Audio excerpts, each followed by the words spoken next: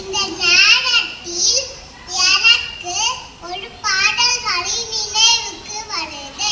சாக்கடைக்கும் போய் சுத்தம் செய்ய பேரு, நாலு நாள் லீவு போட்டாடி போக ஊரே.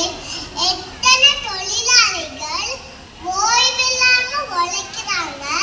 நடுத்தர வர்க்கத்துக்கும் ஏழை மக்களுக்கும் விடுமுறை திண்டாட்டமா தான் பாக்குறாங்க. முதலாளி வர்க்கம் மட்டும்தான் கொண்டாட்டமா பாக்குறாங்க.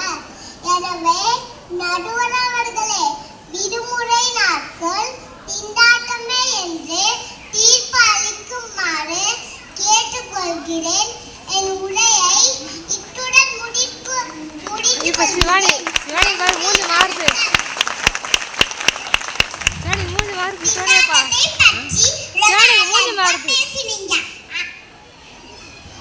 அடுத்தது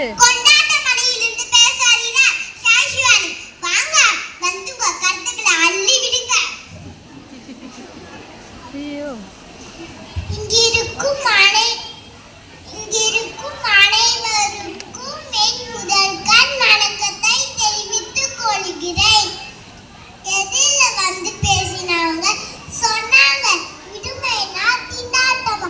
எங்க ஸ்கூல்ல 2 days வைத்தாங்கன்னா எல்லாம் சேர்த்து 4 நாள் எடுப்பாங்க. நான் போய் சொல்லல. எங்க மேம் எங்கதான் இருக்காங்க, வேணா கேட்டு பாருங்க. நடுவாங்களே, நேரம் தெரியாம தூங்கணுமா, அசைவம் சாப்பிடணுமா, விடுமுறை வேணும்.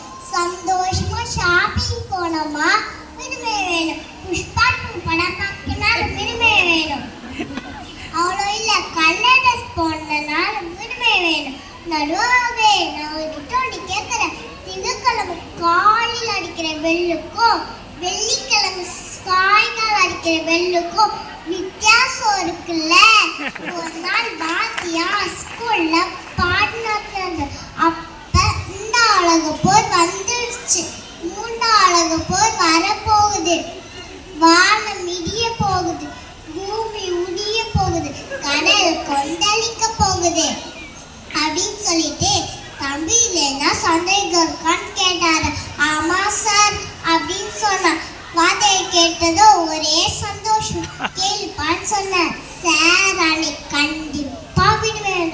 இதை கேட்டதோ ஒரே கோவம். அவனை அடிக்க வர அந்த நேரம் பார்த்து மேடம் வர அவன் தப்பிச்சிட்டான். நீங்க சொல்லுங்க பார்க்கலாம், விடுமைனா உங்களுக்கு சந்தோஷம் தானே? ஜாலியா வெளியே போகலாம், பீச்சில் போய் தண்ணியில் ஆட்டம் போடலாம். டைம் ஆச்சுன்னா அங்கேருந்து கிளம்ப வர வழியிலக்கும் நம்ம தாஜ் ஹோட்டலில் போய் நல்லா பிரியாணி சாப்பிடலாம். அப்படியே வெளியே வரும்போது அப்படியே வானத்தில் பறக்கிற மாதிரி இருக்கும். இந்த சந்தோஷமும் இந்த கொண்டாட்டமும் விடுமுறை நாட்களில் தானே கிடைக்குது என்று கூறி என் பெற்றத்துடன் முடித்துக் கொள்கிறேன். நன்றி, வணக்கம்.